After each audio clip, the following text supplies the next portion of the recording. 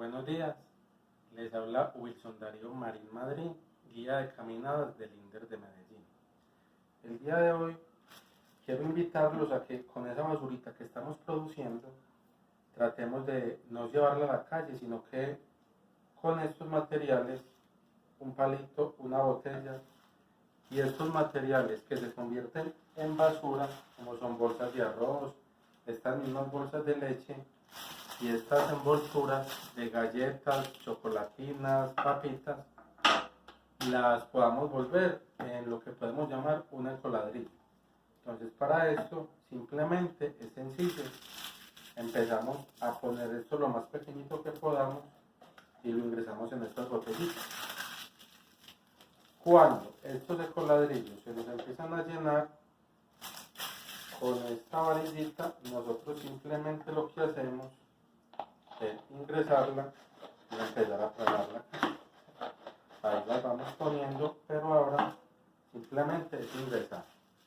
A medida que la vamos ingresando, las vamos metiendo bien al fondo de la botella y eso lo vamos volviendo entre más días.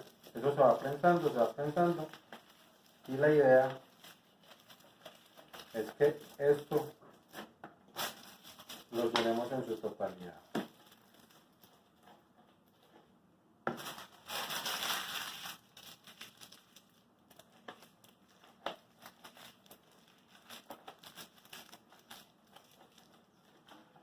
Con esta orillita, como les dije, vamos ingresando hasta aquí.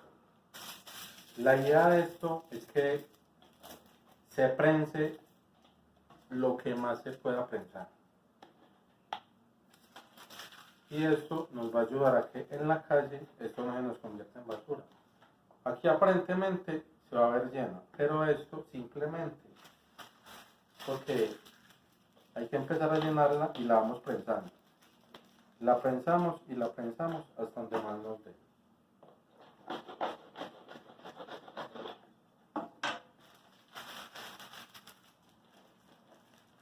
No sé si ya muchos la conocían, hay otros que de pronto ya la han logrado hacer.